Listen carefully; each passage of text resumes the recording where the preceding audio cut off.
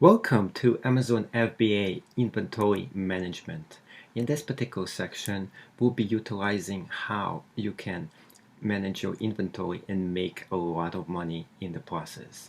The inventory management system is very important. It lets you analyze aging inventory and how to avoid paying excess Amazon fees. Here are some suggestions for you that's going to keep your business up and running. Keep what sells in stock. This is very important. During the holiday season, you want to have everything that sells in stock and ready to go. And if you don't have enough of it in storage, you should always have enough supply or access to it one way or another. I do suggest that you have some of it up on Amazon FBA itself, because when items are going to start selling on Amazon FBA, to ship it from your house to the warehouse location is going to take a lot more time, and during the holiday season you want everything to be right there in stock so it can be shipped right away. The only issue I have here is that some people don't keep the popular items in stock. They always get things that they try out new products, they have things that are successful, but then they start trying out something new and it's not selling that good, and they keep on trying and wasting time marketing things that don't do well, because this is the product they want to push. This is the product that they got it pretty cheap and they want to be successful with it. This is a big amateur mistake. You don't want to sell something just because you think it should be selling, just because you got it at a discount. This is not what you should be doing. You should be selling what the market tells you, what the market is actually taking, and what the market says this is the product that is selling.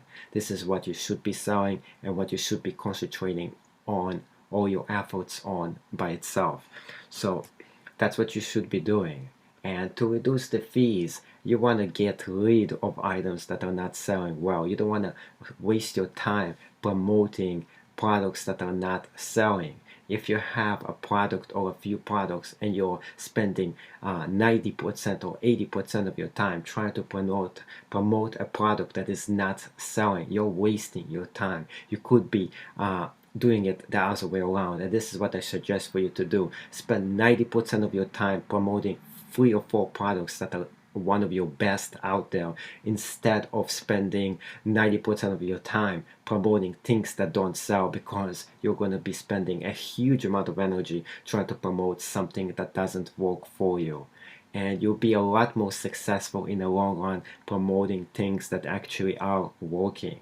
So concentrate on what is working and reduce the fees on things that are not working. Just cut them loose. You don't want to have all those products stocked up on Amazon. They're going to be eating your fees up every single month. Amazon is going to subtract money because you have things that are sitting on Amazon FBA and they're not selling. This is the way you reduce the fees. You just if those things don't work, you just ask Amazon to mail it back for you, or you just reduce the price. So it goes.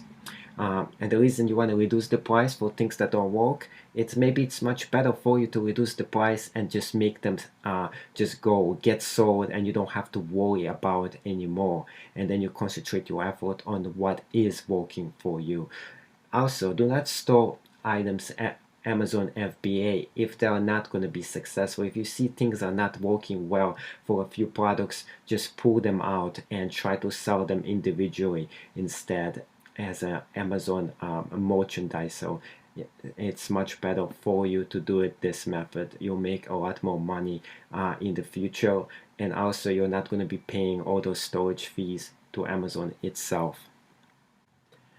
As you can see, Amazon has a storage fee for everything that you are selling as an Amazon FBA sale.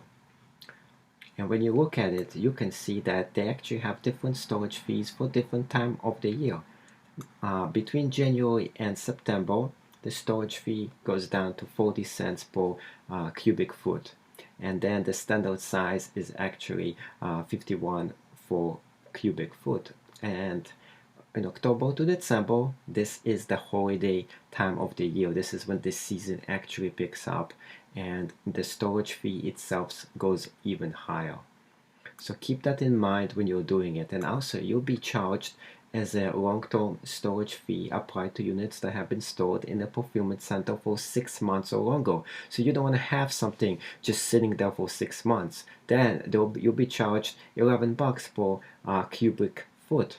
And those units and the cleanup for the data will also be charged 22. So as you can see, there's all kinds of interesting fancy fees here that you will have to be paying.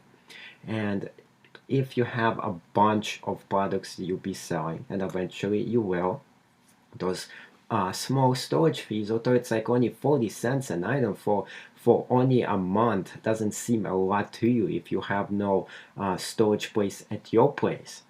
It does add up. If you have 1,000 items, it's going to be a lot of money. You have 5,000 items, even more money.